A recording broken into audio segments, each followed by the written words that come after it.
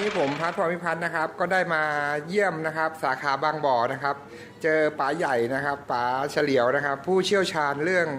น้ำว่านของเราเลยนะครับ เดี๋ยวป๋าเฉลียวครับวันนี้มีอะไรแนะนำเกี่ยวกับน้ำว่านบ้างครับก็คือตัวว่านหางจระเข้นะครับที่ผมได้กินได้สัมผัสกับว่านหางจระเข้ตัวนี้ก็ถือว่าสุดยอดจริงๆนะครับเป็นตัวว่านเนี่ยซึ่งตัวผมนี้ก็มีปัญหาหนึ่งแหละเริ่มแรกโรคกระเพาะซึ่งรักษามาก็ใช้ละหลายปีก็มาหายด้วยน้ำว่านหางจระเข้แบบไปหาหมอก็ส่องกล้องก็เอ็กซเรย์แป้งแต่ก็ไม่หายก็ได้มาเจอน้ำว่านตัวนี้ก็คือสุขภาพดีแผลข้างในก็คือเขาจะดีขึ้นเลยแต่ต่อมาก็มีเรื่องของมาเจอเชื้อไวรัสงูสวัสด์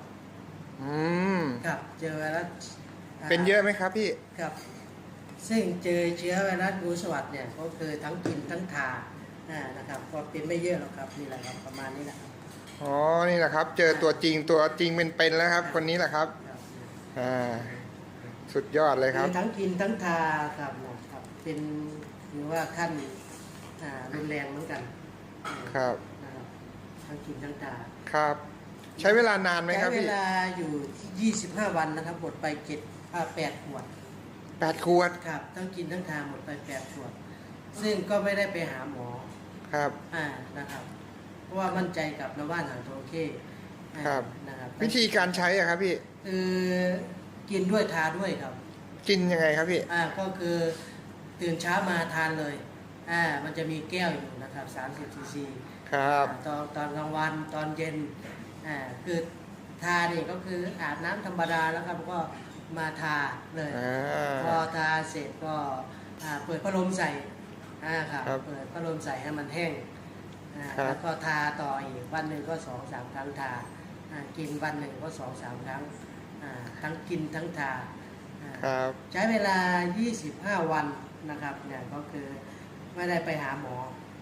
นะครับมันจะค่อยๆร่อนออกนะครับมันช่วยแห้งๆออกแล้วก็ร่อนออกพอไม่เป็นแผลเป็นครับซึ่งปัจจุบันเองก็จากนั้นก็เจ็บรายละเอียดว่ามันมีอาการยังไงมันจะมีร้อนพุ่งเพราะว่าเพราะเชื้อไวรัสมันออกไม่หมดครับก็กินอีกครับกินต่อมาปัจจุบันนี้หมดไป15 ขวดหายขาดแล้วก็คือปัจจุบันเนี่ยครับมันอย่างนี้แหละนะครับมันก็ไม่มีเป็นแผลเป็นอะไรโอ้โหผิวเนียนมากเลยนะพี่เนี่ยโอ้โหสาวๆอายเลยนี่คือ15 ขวดครับอยากจะบอกว่าน้ำว่านดีจริงๆใช่ไหมครับน้ำว่านนี้คือดีจริงๆครับกินไว้เถอะครับอย่าไปรอโรคแต่ว่าถ้าโรคมาแล้วมันจะได้กินหมดเยอะนะครับดูแลไว้ป้องกันไว้ครับสนใจก็สั่งซื้อที่นักธุรกิจ Success Mall ได้ทุกท่านนะครับแล้วก็หรือ